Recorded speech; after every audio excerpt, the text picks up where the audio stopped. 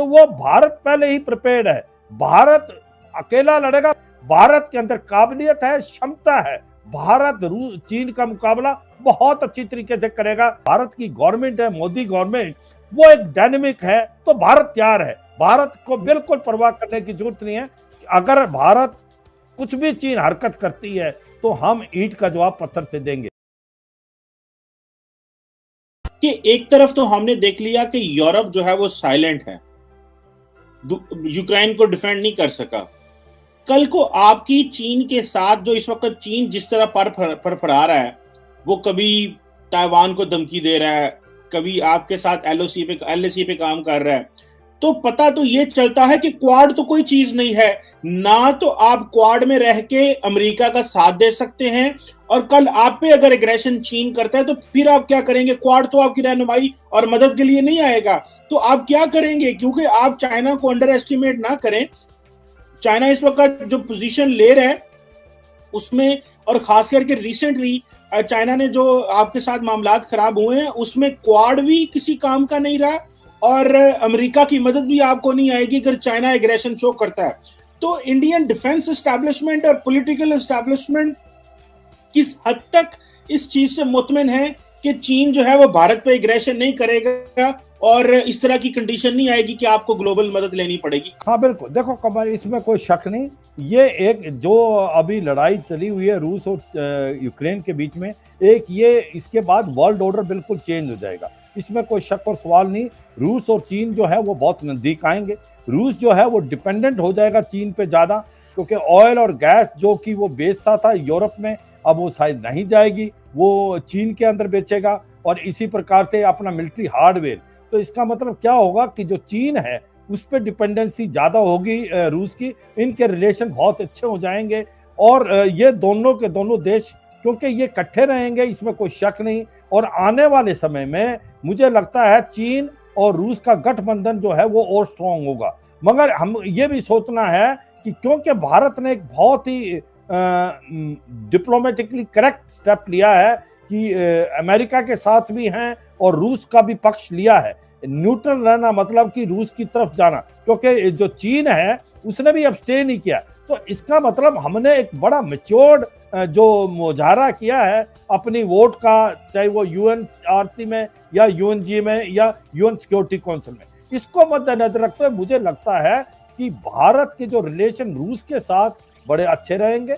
और मैं ये समझता हूं कि जो आपने नेक्स्ट पॉइंट बताया, मैं उसको अभी क्लेरिफाई करता हूं कि अगर मान लो कि चीन एग्रेसिव हो जाता है तो फिर आप क्या करेंगे। पहली बात तो चीन एग्रेसिव हो सकता है, इसमें सच्चाई है कि जब ये बड़ा खतरा पूरे वर्ल्ड में मंडरा रहा है, जब सारा वर्ल्ड देख रहा है कि रूस और यूक्रेन की लड़ाई चली हुई है, कहीं इसका फायदा उठाते चीन कुछ ना कुछ ताइवान में तो नहीं कर देगा। क्या वो ताइवान को हड़पने की कोशिश तो नहीं करेगा, या वो ये देखेगा जो आइलैंड है ताइवान के नजदीक उनको लेने की कोशिश करे? क्योंकि वन चाइना पॉलिसी तो अमेरिका भी मानता है, भारत भी मानता है। तो पहला डर तो वर्ल्ड को ये है। जो दूसरा डर आप बता रहे हैं कि वो हो सकता है कुछ ना कुछ हरकत लद्दाख में भी कर सकता है भारत के अगेंस्ट। मगर कमर, मैं इस चीज को बताना चाहूंगा अपने व्यूअर्स को, हमने जब चीन से कुछ हमारा लड़ाई होनी है तो वो भारत पहले ही प्रिपेयर्ड है। भारत अकेला लड़ेगा, भारत पहले भी जानता है, क्योंकि जो क्वाड है वो एक मिलिट्री अलायंस नहीं है, वो एक इकोनॉमिक अलायंस है। और हमें मालूम है कि अमेरिका जैसा देश और नेटो जो कि यूक्रेन को उकसाते रहे, और जब वक्त आया तो उसके बोला कि हम बूट्स ऑन ग्राउंड नहीं भेजेंगे क्योंकि नेटो का हिस्सा नहीं है यूक्रेन। तो हमें पता है, मगर हमें यह भी मालूम होना चाहिए हमारे व्यूअर्स को भी, और चीन भी समझता है कि भारत एक पुश ओवर नहीं है, भारत के अंदर काबिलियत है, क्षमता है। भारत चीन का मुकाबला बहुत अच्छी तरीके से करेगा, लद्दाख से अरुणाचल प्रदेश। उसमें सबसे इंपॉर्टेंट चीज है कि भारत की जो फौज है वो बैटल हार्डन्ड है, वो ऐसी लड़ाइयां लड़ती रही है, ऐसे इलाकों में रहने की आदत है। और सबसे इंपॉर्टेंट चीज है भारत की वायु शक्ति, उसका एज है चीन के मुकाबले में, क्योंकि जिस प्रकार से हमारे जहाज हैं Sukhoi 30 MKI, Miraj 2000, MiG 29, Jaguar, फिर उसके बाद अभी रफेल आ गए हैं, और हमारी एयरफील्ड लोअर हाइट पे हैं।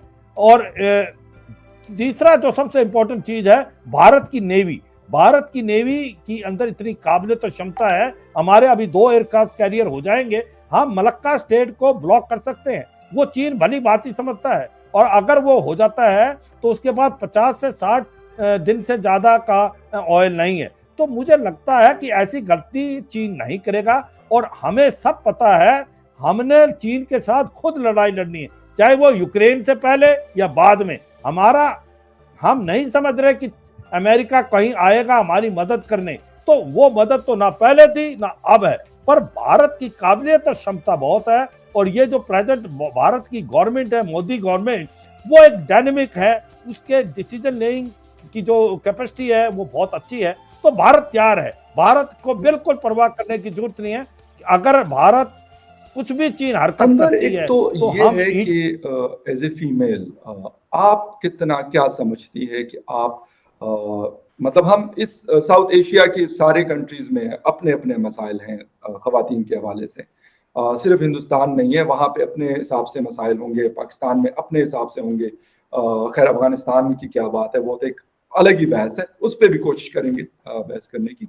लेकिन क्या समझ रही है कि आप कितनी एम्पावर है, या आपको कितना फैसिलिटेट किया जाता है एज ए फीमेल, आप बल्कि जितनी भी खवातीन है उनको कितनी कोशिश की जाती है कि यार उनको फैसिलिटेट किया जाए कि वो मेन स्ट्रीम का हिस्सा हो और अपना रोल प्ले करे सोसाइटी में, जो उनके लिए या हमारी सोसाइटी के लिए बड़ा इंपॉर्टेंट है। देखिए फ़खर, सबसे पहले मैं एक श्लोक के साथ शुरुआत करना चाहती हूँ जो हमारे देश में महिलाओं के लिए बोला जाता है, यत्र नारस्ति पूजन्ते रमन्ते तत्र देवता। जिसका मतलब होता है कि जिस कुल में, जिस जगह पर महिला का सम्मान, औरत का सम्मान नहीं होता, वहाँ पर ऊपर वाले की, अल्लाह के भगवान की रहमत नहीं होती, और भगवान अल्लाह उनसे नाराज होता है।